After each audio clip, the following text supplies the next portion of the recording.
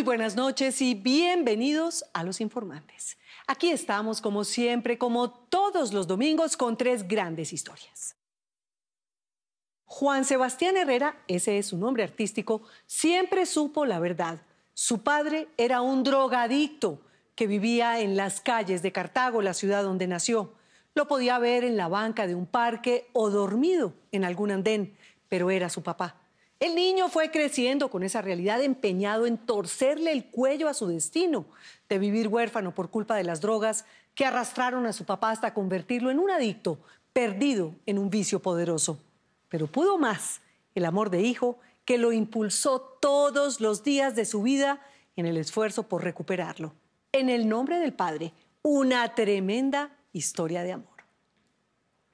La magia y el colorido de un circo embrujó a Luis Fernando Muñoz cuando era un niño. Como si se tratara de un juego, se escapó de su casa detrás de las risas de los payasos y terminó de pueblo en pueblo hasta que llegó a Chile, ya con la nariz roja pegada en su cara para siempre. Entre risas y llanto, lo agarró el golpe militar y perdió todo el contacto que tenía con su familia en Colombia. Tuvo que esperar más de 5 décadas con la nostalgia de la ausencia para regresar de nuevo al país donde nació. Ahora sí, se puede reír a carcajadas. Para la mayoría de la gente, la plastilina no es más que una masa pegajosa para niños, pero para el artista colombiano Edgar Humberto Álvarez es el pan y el plan de cada día, la materia prima de sus obras. Amasando y amasando, transforma la realidad más oscura o más actual y más divertida en animaciones dignas de Disney, Pixar o Tim Burton. Así ve la vida, un hombre que casi pierde la cabeza por vivir jugando con plastilina. Empecemos. Juan Sebastián podía salir del colegio y encontrarse con su papá arrastrando un costal, o en la banca de un parque dormido, o en una esquina, o en el andén en una calle de la ciudad. Como a pesar de todo, su mamá siempre le inculcó el amor hacia su padre, así fuera un drogadicto perdido, él lo buscaba y le hablaba y lo visitaba. Nunca dejó de luchar para arrancárselo a las calles y al bazuco que casi se lo lleva para siempre. La conmovedora historia del poder de un hijo que siempre supo que hay una fuerza más grande y poderosa que lo puede todo: el amor. ¿Cómo amanece, papá? No le importaba cómo lo encontrara, hasta en las peores condiciones. Debajo de una cobija en un andén, medio desnudo y sucio. Siempre le decía pa, con cariño, porque ese señor mueco y acabado era Alex Carmona, el papá de Juan Sebastián. Era su padre, a pesar de todo. Dale, disfrútalo pues, pa, nos vemos en otra. Ya tiene 22 años. Juan Sebastián es un muchacho pintoso y youtuber, maduro y dulce, que creció sabiendo siempre la tragedia que había en su familia. Es hijo único, hijo del amor de Luz Marina Gil y de Alex Carmona, un cantante e imitador con una voz poderosa, bohemio y soñador. Damas y caballeros, la más cordial de las bienvenidas a todas las personas. Hasta que llegó la oscura noche. El mundo del espectáculo, como discjockey, animador y músico, conoció las drogas y ese hombre generoso desapareció para siempre. Mi figura paterna fue un papá drogadicto siempre y se notaba ya muy fuerte por el hecho de que como ya no la regalaban la cocaína, ya él tenía que comprarla, ya sus fondos lo destinaba la mayoría al consumo. Él llegaba tan drogado que parecía como un demonio y llegaba a maltratar a mi mamá muy fuerte, demasiado fuerte. ¿Y usted hablaba con él? ¿Había manera de conversar con él? ¿Le decían? Tocar ese tema del maltrato se volvió un tabú, porque mi mamá hacía como si no pasara nada y yo me comía el cuento. Un chiquitico que cada vez se aislaba más de los demás, asustado, inseguro y triste por el infierno que vivían en su casa. Y yo en el colegio yo expresaba eso. ¿Cómo lo expresaba? Siendo un niño introvertido, poco social. No me gustaba asociarme con la demás gente porque yo sentía que todo el mundo me iba a hacer daño. Solitario. Pero la fuerza de la droga fue más fuerte que la familia y la seguridad de un hogar. Alex dejó de cantar y de trabajar y un buen día regresó, pero para no volver jamás. Estamos viendo la televisión y llegó mi papá. a la casa sin ropa, nada más tenía una pantaloneta, quitó las llaves a mi mamá, le echó doble seguro a la puerta y las guardó. Fue a la cocina, cogió un cuchillo por la parte del filo y se cortó la mano. Y eso ya era mucha sangre. Yo era muy pequeño y yo me alteré. Él cogió el cuchillo y se acercaba a donde mi mamá a darle puñaladas. Y le decía, papá, ¿usted por qué es así? ¿Usted qué está haciendo? ¿Usted no es mi papá? ¿Usted quién es? Yo lo sacudía porque estaba totalmente drogado. Yo le decía, papá, ¿usted quién es? Porque es que me iba a dejar sin mamá.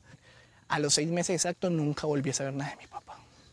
Aunque lo peor estaba todavía por venir. La zozobra, sin tener noticias, sin saber absolutamente nada, terminó un día por pura casualidad. Y yo no sé, me dio por voltear a mirar para el parque y vi unos pies en una banca, acostado, un man acostado en una banca, y vi unos pies totalmente descalzos. Yo no sé si fue Dios, no sé qué pasó ese día, y yo me atravesé y llegué al parque. Cuando yo veo a mi papá, lo veo con una cabulla, una bermuda, tirado, como si estuviera prácticamente muerto, y mentiras, que estaba totalmente drogado ahí en la banca. Estaba ya en condición de calle. Alex llevaba meses sin bañarse, durmiendo en las calles, comiendo cualquier cosa, sobrados de las basuras, y dedicado al bazuco que borró de tajo al cantante y al padre y lo tenía hecho un despojo humano, un remedo de lo que algún día fue. Muchas gracias a todas las personas que han hecho posible regalarle comida a la gente de la calle. Me marcó muchísimo, muchísimo, porque no era mi papá, era otra persona. Yo lo veía como si fuera un desconocido. Lo que me identificó de él fue su rostro. ¿Hace cuánto no comía usted así un sanduichito? Y el trabajo para aceptar su realidad. Un niñito que tenía que aceptar que ese hombre al que le decía pa en las calles era su papá. Enfermo, adicto, pero así, ese era su padre. Epa, esa es la actitud, pa. Yo nunca me avergoncé de mi papá. Él con el costal al hombro, y un día, yo en el colegio, ya estaba en primero, y estaba saliendo yo del colegio y va pasando mi papá y no me había visto. Y yo corro con esa felicidad porque cada día verlo vivo era una felicidad para mí, abrazarlo. Todos mis compañeros, los niños, las mamás, los profesores, aterrados, tan sorprendidos que me alejaron de él pensando que yo de pronto no sé qué había pasado, porque obviamente hay una expectativa muy fuerte con el habitante de calle. Y yo, no, él es mi papá, y la gente quedó paralizada porque ya mi papá ya estaba totalmente deteriorado por la calle, estaba descalzo, con costal al hombro, y a partir de ese momento en el colegio fue muy fuerte. Ah, el hijo del loco, me decían, el que tiene papá desechable, esa palabra tan fea. Buenos días. Juanse se hacía cada vez más fuerte y como nunca se dejó llevar por el qué dirán, aprendió a quererlo y maduró y supo desde muy niño eso que nos falta a tantos en el mundo: empatía. ¡Ay, cuidado, pa! Se puso en sus zapatos y se dedicó a darle amor a su papá. Está poderoso de chocolate. ¿Nunca perdió contacto con su papá? Nunca, mira que no. Yo admiro tanto a mi mamá porque ella me decía, Sebastián, estudie, me inculcó el estudio, estudie para que sea alguien en la vida y pueda sacar a su papá de la calle. Le hizo caso a Luz Marina y Juan Sebastián terminó el colegio con la idea de que cuando fuera grande, no sabía bien cómo ni cuándo, iba a sacar a su papá de las drogas y de la calle. Y siempre cuando estábamos en la calle, ella me permitía ir a abrazarlo, me daba dinero para que le comprara comida. Un día que no lo veíamos me decía, vamos a buscarlo. Mi mamá siempre fue esa mamá que me inculcó ese amor hacia ese padre a pesar de su condición. ¿Está cansado ya de esta vida, pa? Cansado de sufrir, cansado de soplar. Lo intentaron todo. Alex estuvo en más de 15 fundaciones y centros de rehabilitación, pero nada. Todos perdieron la esperanza. Todos menos su único hijo, que nunca se dio por vencido. Un día que llovía y yo estaba dentro de casa, yo sabía que mi papá se estaba mojando en un andén. Un día que yo estaba comiendo bien, yo sabía que mi papá estaba comiendo lo mejor de las basuras. Y yo todos los días le pedía a Dios y le decía, Dios, ayúdame, ayúdame porque yo quiero ver a mi papá algún día bien. Y yo fui creciendo, orándole a Dios, pidiendo ese milagro en la vida de él, porque toda la gente veía imposible eso. Y sentir esa carga negativa de las personas es muy mal, porque uno como hijo se siente frustrado, no sabe qué hacer. Un papá en condición de calle es demasiado fuerte.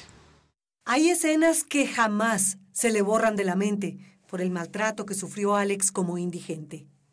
Mi papá estaba afuera mendigando que le regalaran una presa de pollo en un asadero de pollo. Y habían jóvenes ahí, y como mi papá estaba pidiendo ahí comida, cogieron y le tiraron una presa de pollo al suelo. Mi papá, en medio de su desespero por comer, la cogió, la levantó y se la comió. A mí me dio tan duro eso, tan duro, tan demasiado duro. Me dolió tanto porque eso es un desprecio muy grande, porque él es un ser humano. Por eso, cuando se ganó su primera platica, lo primero que hizo fue pensar en su papá. Yo nunca había compartido con mi papá un día de comer helado, ni sentarnos. ¿De padre e hijo? Nunca. Y ese día que cogí ese dinero, yo hubiera podido pensar en ropa, en zapatos, pero no, pensé en mi familia y en mi papá. Ese día me rechazó todo. Me dijo, no me quiero bañar, no me quiero vestir, no quiero ir a ningún lado. Déjeme en paz. Déjeme en paz. Él insiste tanto que él dejó bañarse en loción y que yo le comprara un traje nuevo. Y lo llevé al mejor restaurante de Cartago. Comimos súper bien, disfrutamos, pero hasta ahí. Yo sabía que ese momento iba a ser poquito. Al otro día lo vi con una cabulla, totalmente desnudo. Había vendido su traje, ya eso le sirvió a él para el consumo. Bueno, muchas gracias por Haberlo visto. haberme visto, haberse conectado. Pero no se desanimó. Juan Sebastián sabía qué monstruo se estaba enfrentando y que el camino iba a ser largo y doloroso. Y como su realidad era tan fuerte, decidió empezar entonces una especie de campaña por las redes sociales para que otros conocieran el mundo de las drogas. Sí, con su propia historia, con su papá como testimonio del infierno. Y publicó una foto de los dos. Un día el padre del 2016 me dio por publicar una foto con mi papá en condición de calle, con el propósito de que mis amigos de Facebook valoren a sus papás, porque tengo muchos casos de conocidos que se avergüenzan de su papá porque vende chontaduro, se avergüenza de su papá porque el papá vende mangos a la salida del colegio y lo niegan totalmente. Entonces yo ese día quise compartirle a los amigos que tenía agregado en Facebook que yo tenía un papá en condición de calle con un mensaje muy lindo. Yo puse, feliz día también a mi padre, que a pesar de estar en situación de calle, lo quiero. Es mi espejo el por cual debo rechazar el consumo de drogas. No ha salido de este mundo, pero jamás pierdo la esperanza de verte recuperado. Esa foto ¿Le dio la vuelta al mundo? le dio la vuelta al mundo. Y un año después, siempre fiel a su canal de YouTube y a sus redes, con la idea de que si ya no era su papá, otros entonces se iban a salvar solo con verlos. Bien, pa, para que se motive, pa, para que salgamos de esto. Y otro día del padre, se lanzó a la calle a buscarlo Porque sea como sea, es mi papá y no me avergüenzo de él. para darle una sorpresa. Ese día que solicité el permiso para ponerlo a cantar en ese parque, él me aceptó la ayuda, lo duché en una barbería de la ciudad que me aceptaron motilar a mi papá. Le cortaron el pelo, pero la barba se la dejó. Y saliendo de esa barbería le dije, pa, mire, eso es un motivo, mírese al espejo para que usted salga de las drogas. Cantó espectacular, la gente se levantó, le aplaudió. Yo hice un material fílmico para subirlo a redes sociales para que miraran cómo estaba mi papá, porque para mí ya era un orgullo verlo motilado y bañado.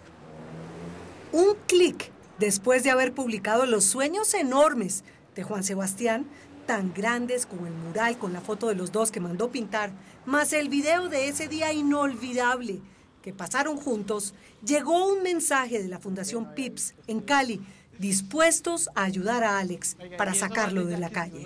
Fue un proceso tan difícil al principio porque él me odiaba, mi papá no me quería. Yo iba a visitarlo y me rechazaba totalmente. Sentía que lo había traicionado porque lo saqué en contra de su voluntad de la situación de calle. Claro. Yo me ponía a llorar porque yo no sabía que era mal. Yo decía, si tenerlo en la calle y que me quisiera, o tenerlo rehabilitando y que me odie, porque eso era un choque emocional conmigo muy fuerte. Después de 15 años consumiendo drogas y viviendo en la calle, Alex lleva 1 año y 5 meses limpio, 17 meses sin consumir, recuperándose, tratando de encontrar al hombre que fue. Y así es la vida, no las drogas. Epa. Es que tiene solo 47 años y vive en un cuerpo destartalado por los efectos de las drogas y el hambre. Y ver a mi papá totalmente cambiado es una felicidad muy grande. Hay unas secuelas que le dejó la droga, como unos defectos mentales y todo eso, pero cada vez avanza en su proceso. Y verlo también me emociona demasiado. Era donde dormía yo todos los días, ¿no? Volvimos juntos a Cartago a recorrer sus pasos. Regresamos a la discoteca en la que hace años Empezó esa pesadilla y volvió a caminar, esta vez bañado, vestido y sobrio. ¿De acuerdo? Que lo bendiga, mamá. Limpio por las calles por las que antes dormía y los parques que fueron alguna vez su hogar. Los efectos de la droga y las cicatrices en el cuerpo quedarán para siempre. Pero como es un hombre nuevo, aunque estaba un poco nervioso, logró decir lo que más quería y con una sonrisa nueva, después de haber perdido también hasta el último de sus dientes. Yo le agradezco a Sebastián de que me haya empujado, me haya dado ese empujoncito a tomar conciencia, a hacerme sentir como persona otra vez después de haber estado en un andén como un indigente. Volverme a sentir como una persona. Él fue el que me dio el empujón. Todavía Juan se le dice pa. La nieta. Hasta el último día. Y ahora lo dice con orgullo por el esfuerzo que ha hecho para mantenerse limpio, para que sea el mejor papá que puede ser y el abuelo que necesita esa pequeña Antonella, que se convirtió en otra razón para vivir. Padre es padre sin importar cuál sea su situación. Y mi papá puede ser lo que sea y siempre lo voy a amar, siempre. Alex tiene dos retos gigantes por delante: vivir un día a la vez y convertirse en el héroe de su hijo, en la mejor versión de sí mismo, para estar a la altura de Juan Sebastián y por fin construir un futuro juntos.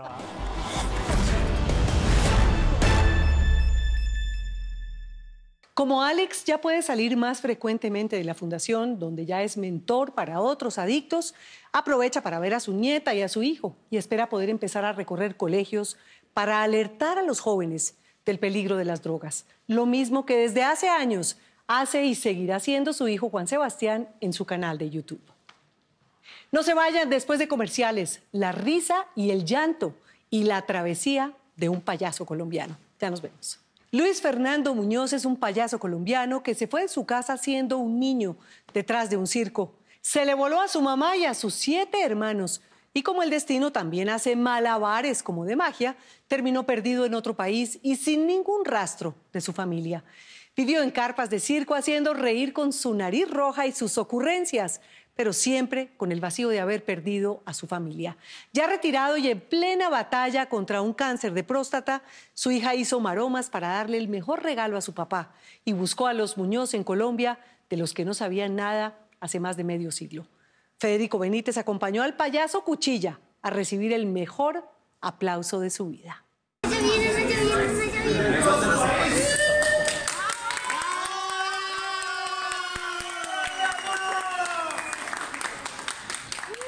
Luis Fernando Muñoz esperó 55 años para volver a abrazar a su familia en Colombia, de la que no había vuelto a saber nada durante décadas.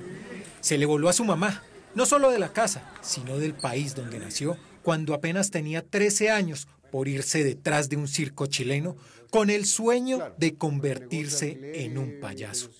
Mi mamá siempre le dijo, hay un hermano mayor, y en esta familia falta un pedazo de corazón. Se llama Luis. ¿A dónde estará? No sabemos.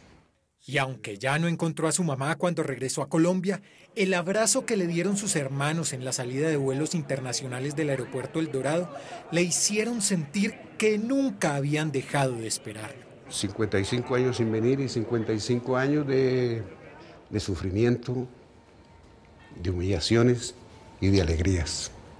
Y la mejor alegría quizás fue ver que todos en su familia lo recibieron disfrazados de payaso, honrando que el perseguir su sueño no era un motivo para juzgarlo. Vamos a llegar, después de haber esperado 55 años, ¿qué tanto esperar todo? Así que atento porque ya vamos a aterrizar. Ahí nos vemos, hermanos. Llegó con su hija y su nieto para que conocieran esa parte de su vida que parecía perdida en el tiempo por tantos años de ausencia. Ella debe estar esperando en el aeropuerto. Fue emocionante salir de migración y ver mucha gente que te abrazaba, que te saludaba y que te deseaba la bienvenida, y de repente tú así como, ¿y quién es? Y hola, hola. Con mi familia, es una familia espectacular. Luis regresó canoso, adulto y con acento chileno. Por eso nadie le cree que es colombiano, pero él se empeña en hacer respetar su nacionalidad a pesar que llegó a Chile siendo apenas un niño. Yo nací aquí en Bogotá, en el barrio Las Aguas. Siempre me decían, ¿por qué no te nacionalizas si lleváis tanto tiempo? ¿Por qué? Yo soy colombiano, yo nací colombiano. Pero ¿podéis tener doble nacionalidad? No me interesa. A Luis no se lo robaron. Tampoco se perdió en Bogotá como ocurre en algunos casos y mucho menos se fue porque lo maltrataran. Luis a los 13 años se voló de su casa sin decirle a nadie porque se le ocurrió la brillante idea de querer vivir en un circo. Y yo fui a ese circo como niño a ver de qué se trataba, para curiosear. Y siempre me llamó la atención cuál era el payaso de civil. Ya después que veía la función me iba por atrás donde tienen los camarines ellos a ver cómo se despintaban o cómo se pintaban. Y de ahí me fui haciendo amigo de ellos. Así que después yo era el guía de ellos aquí. Y de ahí me fui con ellos y después cuando el circo se iba me dijo, guatón, ándate para tu casa. ¿O querías irte en el circo? Sí, quiero ir al circo. Y sin pedir permiso, lo hizo. Era el hermano mayor y apenas entrando a la adolescencia ya se sentía todo un hombre para tomar la decisión de irse de la casa. Éramos 7 hermanos cuando yo me fui. ¿Y usted se va a don Luis sin decirle a su mamá? Nada. Cuando ya me fui me dio miedo volver porque dije me van a tomar y no me van a dejar ir. Y yo me fui nomás. De ahí pasaron 55 años. ¿Cómo uno a los 13 años decide irse de la casa y termina viviendo en Chile? No tenía idea de lo que estaba haciendo. Me vine a dar cuenta cuando ya estaba en Chile y qué estoy haciendo aquí tan lejos de mi familia y cómo me devuelvo. Ya estoy aquí ya. Esas fronteras que tenía que cruzar para llegar hasta Chile las atravesó escondido. La primera pasada de la frontera de Colombia con Ecuador es un arco AC, donde pasan los vehículos por aquí y aquí hay unas barandas, o sea, unos balcones. Y ahí están los policías. Los policías están mirando para abajo y con unos fierros meten así para abajo. En el circo había unos perros boxer, que eran perros futbolistas. Entonces eso los ponían en la parte de atrás del camión. Y yo me escondía acá, tapado ahí, entre medio de un bulto y cosas. Entonces ¿qué es lo que llevan aquí? Abrían y los perros... Y los tipos se asustaban, los policías. Ya los perros, ya listo. Esa frontera la pasé así. Estando en Chile, entre payasos, animales y malabaristas, alcanzó a escribirle una carta a su mamá para contarle en dónde estaba. Se quiso devolver, pero cuando fue a pedir el pasaporte en el consulado colombiano para regresar, la plata no le alcanzaba para sacarlo. Tenía todos los trámites hechos y tenía que tener $100 para que me entregaran el pasaporte. Como no tenía los $100, tuve que esperar. No pagar el pasaporte en ese momento terminó desconectándolo del todo de su familia en Bogotá. El 11 de septiembre, las Fuerzas Armadas de Chile derrocaron al presidente Salvador Allende para que el comandante del ejército, el general Augusto Pinochet, asumiera la presidencia. El país era un caos. Y en ese tiempo de la espera vino el golpe militar. Y ahí fue espantoso. Para mí terrible porque no tenía con qué decir, este soy yo. Los militares lo tomaban y le pedían su identificación. Volvió al consulado buscando ayuda en un país convulsionado por el golpe, pero la única oportunidad que tenía para devolverse ya se le había pasado. Llegué allá y la cónsul me dijo, ¿a dónde estaba usted? Con que llega ayer lo mando de vuelta a Colombia en el avión militar que vino a buscar los estudiantes, los profesionales, qué sé yo. Yo dije que no tenía la plata, no quiero plata, firme aquí, toma, ahí está su pasaporte. Cuídese. Y con ese pasaporte regalado se sentía de nuevo colombiano, pero era ilegal, sin ningún tipo de visa, en un país en donde desaparecían gente por sospecha. Luis era una presa fácil para los militares que estaban sedientos por mostrar resultados. Hicieron un allanamiento a un pueblo donde estaba yo con el circo, que era un circo chiquitito. Yo estaba durmiendo y en la mañana yo estaba durmiendo aquí con la cobija aquí, y sentí algo helado así. Y era un militar que con el rifle me bajó la y me dijo, levántate. Ahí quedé yo. Imagínense, 14, 15 años, y que un militar con una metralleta le haga así. Y nos pusieron en fila. Y llegaron donde me y usted, este joven es del circo, su identificación. Ahí está el pasaporte. Sí, pero este pasaporte no No dice nada, no tiene ninguna visa. Le dije, lo único que tengo para mostrarle. Se llegó el pasaporte. Y vino el militar al lado mío y me dijo, yo te encuentro que tú te metes en algo y yo te mato. Toma, ahí está tu pasaporte, váyase. El maremoto político que vivió Chile terminó desconectándolo de su país y su verdadero hogar. Y de ahí perdí el contacto total. No supe nada de ellos. Nada, nada. Se quedó para siempre en Chile, entre carpas y pueblos, entre aplausos y tristezas. Sobre todo, cumpleaños, el santo, Navidad, Año Nuevo, ahí es cuando la pena lo embarga a uno. ¿Y cómo era eso de tener ese dolor de haber perdido la familia, de no saber nada de su familia, de dónde venía? Y hacer reír familias. Se dice que cuando uno trabaja en el circo, los problemas se dejan detrás de la cortina. De aquí para allá yo tengo que transformarme, porque a mí me están pagando para hacer reír al público y no para ir a contarle mi historia, mi desgracia, mis penas, mi angustia, todo. No, yo tengo que hacerlos reír, porque para eso ellos pagaron su entrada, para que yo trate de hacerlos felices y de hacerlos reír. El tiempo fue pasando y a Luis, como si fuera un barco dejando un puerto, se fue alejando de su país, pero sobre todo de su familia en Bogotá. Me casé. Ella era trapecista, contorsionista, malabarista. Y el sueño de nosotros era llegar al circo más grande de Chile, el circo Las Águilas Humanas. Trabajó y esperó con paciencia hasta que lo contrataron en el mejor circo de Chile como el Payaso Cuchilla, que a punta de torpezas hacía reír a familias enteras. Duré 25 años ahí. Allí construyó su vida. Con su esposa, que murió hace 6 años, tuvieron a su única hija. Y fue gracias a Sandra que Luis, cuando creía que jamás volvería a ver a su familia, la encontró. Siempre que él nos contaba la historia, nos hablaba de Bogotá, hasta que a papá le detectaron cáncer a la próstata y me asusté mucho. Porque yo siempre le dije a mi hija, lo único que quiero antes que me muera es ir a Colombia y reconocer, si no está mi familia o me rechazan ellos, por lo menos me voy a dar una vuelta. Y empecé como a buscar en las redes y llegué a una página que decía contáctenos y escribí. Y así fue como de vuelta me llegó un correo de Alejandro González, que es un policía de la SIJIN. Y ese policía hizo una búsqueda que tenía más de imposible que cualquier otra cosa. Tuvo un resultado impensable para esta familia a los pocos días. Envió mi número y me dice que contactó a uno de los hermanos, que es el tío Víctor Hugo. Yo le mandé un WhatsApp inmediatamente a mi tío Víctor Hugo, presentándome primero que nada, hasta que como a las 7 de nosotros me contesta, y hasta que le digo yo quiero hablar con él y me dice que sí. Y un día en la noche me dice, lo llaman. Ah, no me moleste, estoy viendo televisión, ¿quién me va a llamar si yo no tengo quien me llame? Y me dice, él quiere hablar con usted.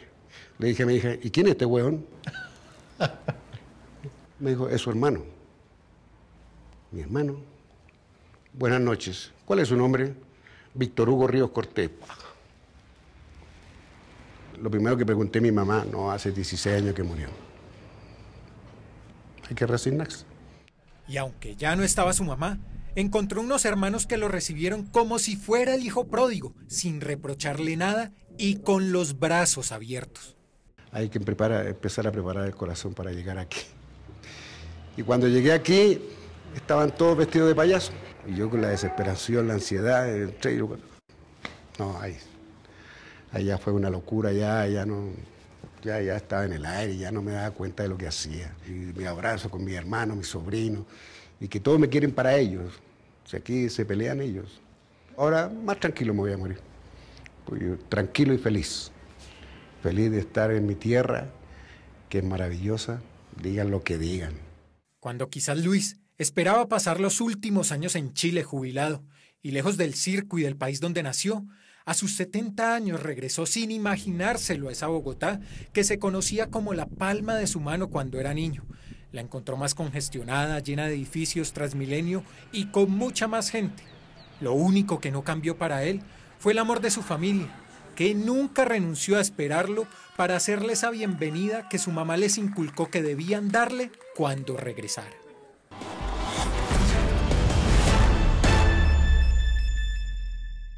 Después de 2 meses en Colombia, Luis Fernando Muñoz regresó a Chile, donde tiene su vida, pero dice que volverá pronto, porque a sus 70 años siente que todavía tiene mucho cariño por recuperar. No se vayan, después de comerciales, la magia de un artista que transforma el mundo con plastilina. Ya nos vemos. Desde que era un niño, el artista Edgar Humberto Álvarez empezó a ver el mundo en plastilina.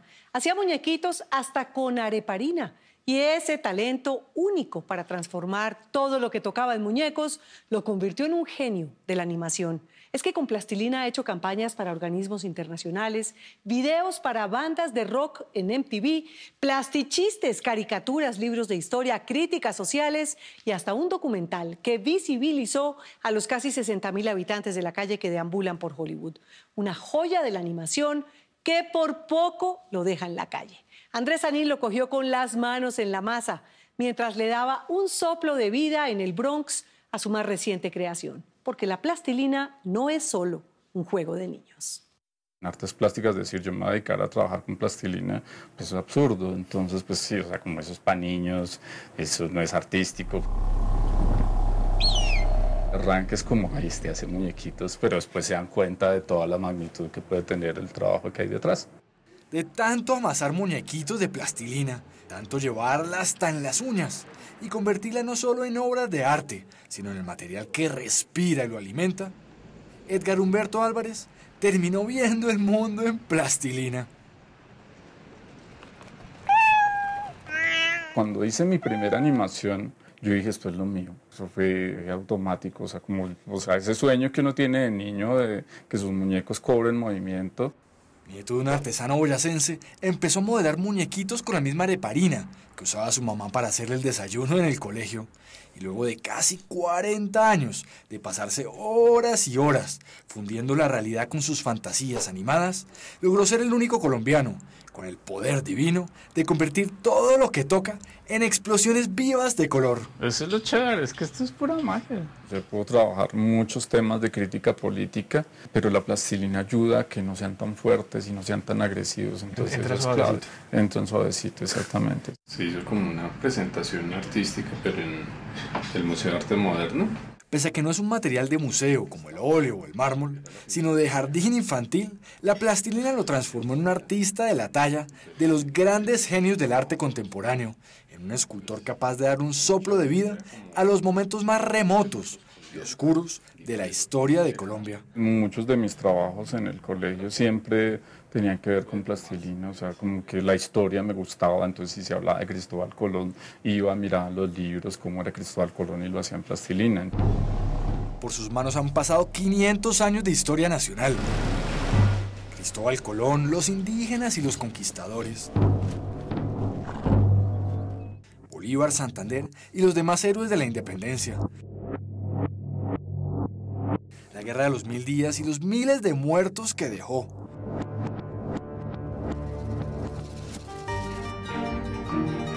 Gaitán y el Bogotazo que incendió medio país. Grupos armados de todos los bandos y las víctimas que dejaron a su paso. Y asuntos tan polémicos como las corridas de toros, que animó al mejor estilo de Goya, o los expresionistas alemanes. Su primer corto animado lo hizo cuando era mensajero de una agencia de publicidad, amasando plastilina hasta en los buses.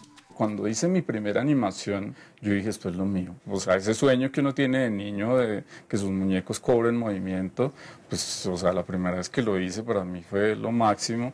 Y allí fue donde me di cuenta que podía realmente vivir de la plastilina. Así en el noticiero 24 horas saltó a la fama, como un genio adolescente de la plastilina. Se graduó en artes plásticas e hizo óperas animadas y obras de Shakespeare como Hamlet. ¿Ser o no ser? Esta es la cuestión.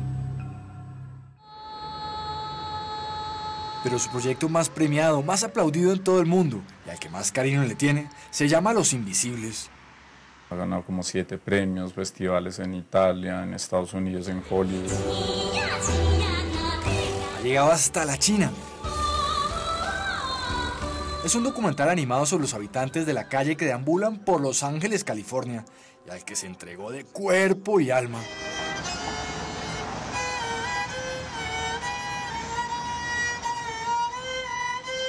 En este proyecto de Los Invisibles, pues para mí era sentirme como un habitante de calle. La gente me veía como homeless, me daba comida, me daba dinero.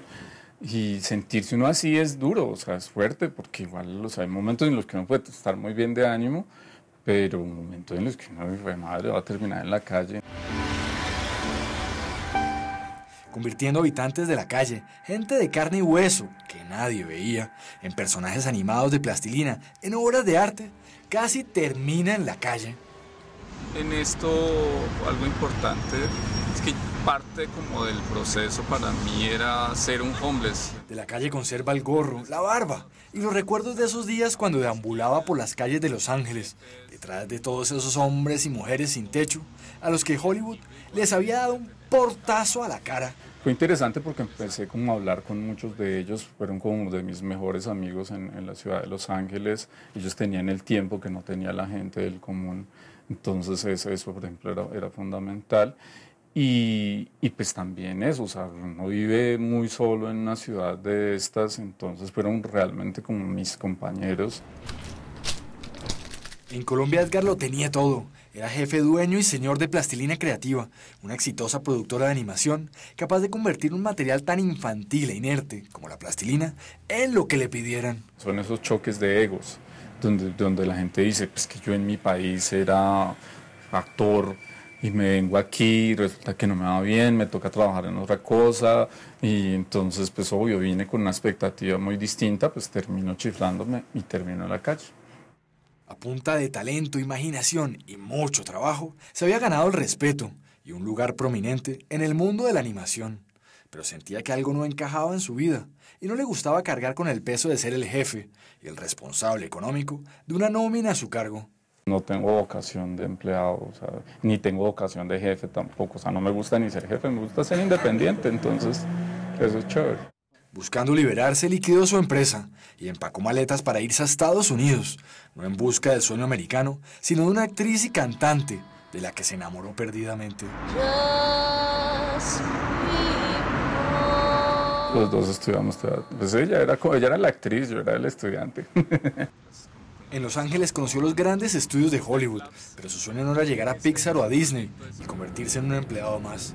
Quería ser libre e independiente, y ya sin los afanes de hacer publicidad en Colombia, encontró en la calle la inspiración, y un estudio que no tenía nada que envidiarle a los de Hollywood. Una de las locaciones en las que estuve grabando, que era un basurero completo, si uno lo hiciera a lo Hollywood, diría, uy, yo tengo que embellecer este espacio, tengo que quitar resto de cosas, pero hay que, o sea, digamos en mi caso, yo llego a un sitio, se huele horrible o lo que sea, pero ese es el sitio perfecto, está la locación perfecta, así como es, porque yo no estoy maquillando absolutamente nada, o sea, estoy mostrando la realidad como es. Hey dudes, welcome to the Alto Barrel. Los skaters de Los Ángeles le enseñaron a encontrar las mejores locaciones. Pero fueron los homeless, los hombres sin casa, los que le enseñaron lecciones de cómo vivir la vida sin afanes. No me gusta tener amistades porque son muy traidores. Una ciudad donde todo el mundo anda en carro, la gente no ve, o sea, todo lo ve desde los espejos de sus carros y así. Entonces, cuando uno está con alguien que tiene todo el tiempo para contemplar, para ver el valor de una paloma o ver el valor de la comida o ver una sonrisa, el valor de una sonrisa, eso es muy chévere. O sea, eso me cambió a mí, por ejemplo, por completo. Así desde el margen, sumergido en ese mundo invisible de la calle, y con la policía respirándole en la nuca, aprendió hasta cómo se movía el tráfico de drogas y fue descubriendo las grietas más profundas del gran sueño americano. A mí me pasó un caso muy triste, que fue una vez con un señor que estaba botado en una calle. El señor pues le estaban sangrando las orejas, las gafas rotas. Le pregunto ya a él, dígame usted, ¿qué quiere? O sea, ¿cómo lo puedo ayudar? Me decía, no, yo lo que quiero es morirme. Así de simple. Entonces, claro, a mí me dio tanta tristeza. Además de esas historias terribles que lo conmovieron hasta las lágrimas, conoció personajes literalmente de película, como El Solista, músico callejero que se convirtió en una celebridad gracias al cine. Yo había visto esa película aquí en Colombia y yo decía, bueno, madre, estoy con El Solista de verdad y está tocando aquí, y yo soy el que lo está escuchando, y él tocando su violín durante mucho tiempo, pues usamos un pedacito de la música en el corto, pero pues eso, o sea, como que para mí era increíble. Tanta cercanía con ese mundo donde reinaban la soledad, las drogas, las culpas y la esquizofrenia, se le iba metiendo hasta entre las cobijas. Pues, o sea, mi casa estaba llena de homeless. Entonces mi exnovia Amanda me decía, no, esto nos va a llegar la roya completa porque esto es lo que atrae, es mala suerte. Edgar se pasaba horas y horas tomándole cientos de fotos a sus muñecos para unirlas y animarlos. Tenía sueños y pesadillas y de todo. Y sí, o sea, ya llegó un punto en el que ya me toca parar esto porque me chiflo. Y además ya me estaba degenerando realmente, físicamente. ¿Por qué empezó a haber problemas con Amanda? O sea, ya a raíz del proyecto, o sea, como que ella lo veía demasiado volcado. Claro, estaba loco, usted se chifló. Arrastrando tantos problemas ajenos, terminó con su novia. Pienso que te chiflaste y no te has dado cuenta. Esos cientos de muñecos y esa vida errante que lo ha llevado a lo más alto, a lo más bajo de la calle, le han dado el placer de modelar el mundo en plastilina y de convertir a hombres poderosos e inaccesibles como Peñalosa, Santos o Trump en monigotes de plastilina, a los que la gente de a pie les canta la tabla en plena calle. Necesita él educarse. Las personas que tienen la mentalidad que tienes tú, no merecen un espacio en ningún ámbito. La gente habla, los vacía, quieren ahorcarlos, de todo, pero es muy chévere. Pero más que darle garrote a los poderosos, lo que busca Edgar con su trabajo es explicar el mundo en plastilina, ya sea en sus documentales, en su blog o en los talleres que hace con niños en Colombia y en la China. Un niño me acuerdo que me escribía que ese es de los halagos más bonitos que yo he recibido con la página. Me decía, mire, usted me ha puesto a pensar en el país. Así suavecito, en la calle o en su estudio, Edgar seguirá amasando como un niño a los habitantes del Bronx, a los inmigrantes venezolanos y a todos esos seres invisibles que transforman luminosos muñecos animados, hechos a imagen y semejanza de su grandeza y su locura.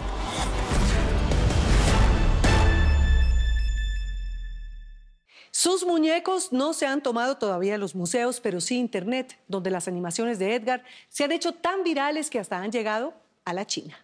Si quiere revivir alguna de nuestras historias, vaya a losinformantes.co y a nuestro canal de YouTube y listo. Nosotros nos vemos, como siempre, la otra semana con otras 3 grandes historias. Muy buenas noches, que descansen.